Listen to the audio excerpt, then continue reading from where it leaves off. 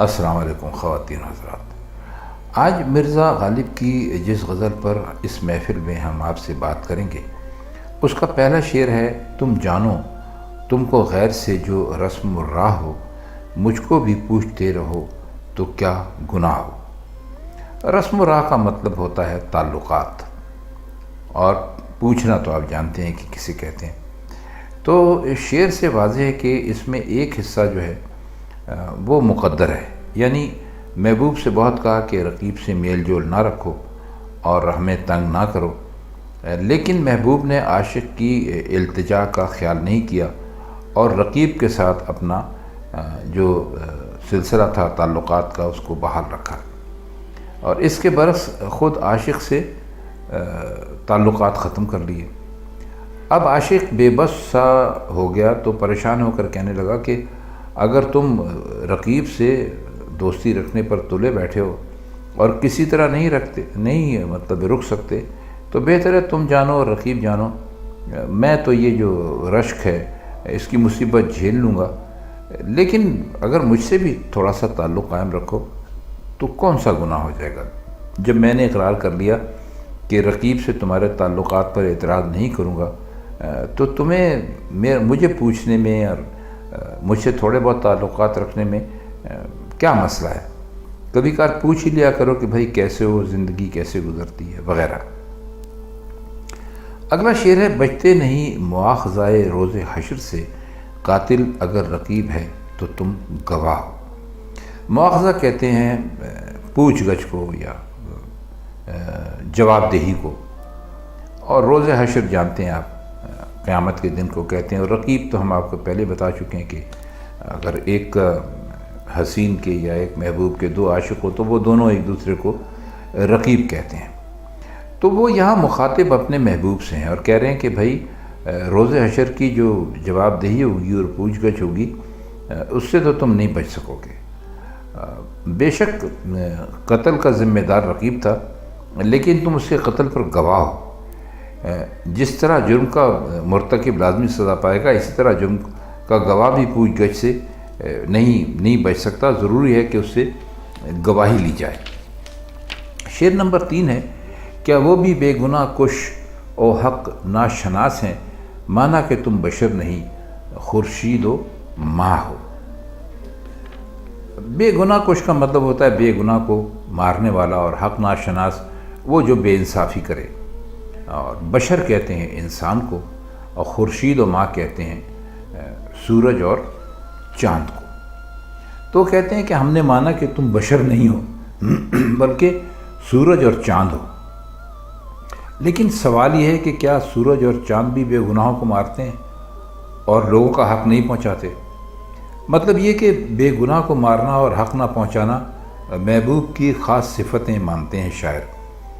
مرزا کہتے ہیں کہ محبوب اپنے حسن و جمال کی وجہ سے تو سورج اور چاند ہونے کا دعویٰ کر بیٹھا۔ سوال یہ ہے کہ کیا سورج اور چاند میں بھی وہ صفتیں موجود ہیں جو کہ محبوب میں ہیں؟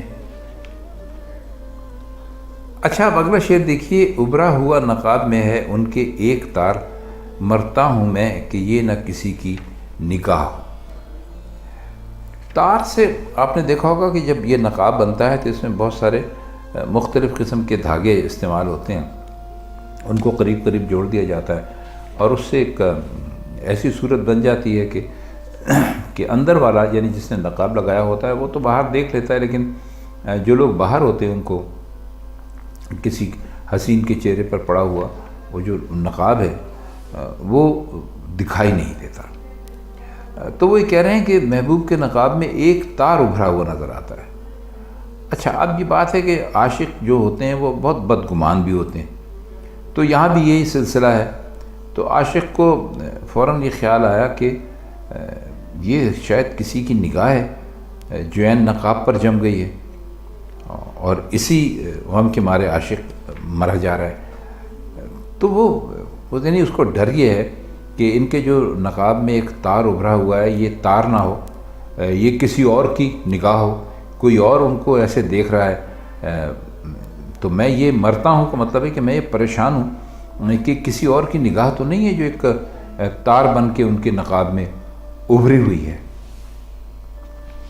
اگلا شعر دیکھیے کہ جب میں قدا چھٹا تو پھر اب کیا جگہ کی قید، مسجد ہو مدرسہ ہو کوئی خانقاہ ہو۔ میں قدا کہتے ہیں شراب خانے کو، آپ کو معلوم ہے، خانقاہ کہتے ہیں کسی بزرگ کے رہنے کی جگہ کو، اور مسجد اور مدرسہ تو عام الفاظ ہیں، آپ یقیناً ان کو جانتے ہوں گے۔ اس شعر میں عذرائے تہذیب اس کام کا ذکر نہیں کیا کہ جس کے کرنے کے لیے مسجد اور مدرسہ اور خانقاہ کو کا ذکر کیا ہے۔ مطلب یہ ہے کہ میکدہ جہاں حریفوں کے ساتھ یعنی دشمنوں کے ساتھ شراب پینے کا لطف تھا، جب یہی چھوٹ گیا تو اب مسجد ہو یا مدرسہ ہو یا خانقاہ ہو، کسی جگہ بھی بیٹھ کر انسان پی لے۔ تو مسجد وغیرہ کی جو انہوں نے خصوصی سے ذکر کیا ہے وہ ذرا سی شوخی کی ہے، یعنی یہ مقام جو اس شغل کے لیے بالکل لائق نہیں ہے۔ وہاں بھی میکدہ چھوٹنے کے بعد پی لینے سے انکار نہیں ہے، اور شراب پینے کی تو انہوں نے کوئی تصریح نہیں کی کہ میں شراب وہاں بیٹھ کے شراب پئیں گے، بس پی لینے کا مطلب جو انہوں نے تذکرہ کیا ہے، تو بس یہ جب میکدے کا ذکر آ گیا تو ظاہر ہے کہ میکدے میں لوگ کیا کام کرتے ہیں، تو وہ کہتے ہیں کہ بس جب وہ ہم سے وہ چھوٹ گیا تو اب جگہ کی کیا قید ہے، کیونکہ وہاں پر وہ لوگ ہی نہیں ہیں جن کے لیے ہم وہاں جا کر پیتے تھے اور اپنی خرمستیاں کیا کرتے تھے۔ تو اب چاہے مسجد ہو یا مدرسہ ہو کوئی خانقاہ ہو، اس سے کوئی فرق نہیں پڑتا۔ تو اصل میں اس شعر میں انہوں نے بس یہ کہا ہے کہ جو مقام شراب نوشی کا مرکز تھا جہاں پینے کی تمام لذتیں مہیا تھیں، جب وہی ہاتھ سے نکل گیا تو اب کسی خاص جگہ کی ہمیں کیا قید ہو سکتی ہے۔ شعر ہے کہ سنتے ہیں جو بہشت کی تعریف سب درست، لیکن خدا کرے وہ تیری جلوہ گاہ ہو۔ جلوہ گاہ وہ جگہ جہاں پر محبوب کے جلوے دیکھے جا سکتے ہیں، اور بہشت کہتے ہیں جنت کو۔ تو کہتے ہیں کہ بہشت کی تعریف میں تو بہت کچھ کہا جاتا ہے، اس سے تو ہم اختلاف نہیں کرتے ہیں اور ہم مان لیتے ہیں کہ وہ بالکل درست ہے، ہمیں اس کی خوبی میں بھی کوئی شک نہیں، لیکن ہمارے لیے اصل معیار یہ ہے کہ تیرا جلوہ نظر آئے۔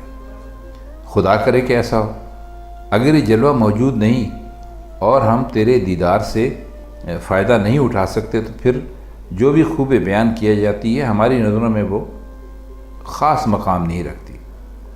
تو اے محبوب حقیقی، ہمارے لیے بہشت وہی ہے جہاں تیرا قرب نصیب ہو، تیرا دیدار نظر آئے یا تیرا دیدار میسر ہو۔ اگر یہ دولت نہیں مل سکی تو سب کچھ ہیچ ہے۔ ان کے کہنے کا مطلب یہ ہے کہ جنت میں جب ہم جائیں گے تو وہاں بہت سارے جلوے ہوں گے طرح طرح کے، لیکن جب تک اللہ تعالیٰ کا دیدار نہیں ہوگا تو مزہ نہیں آئے گا۔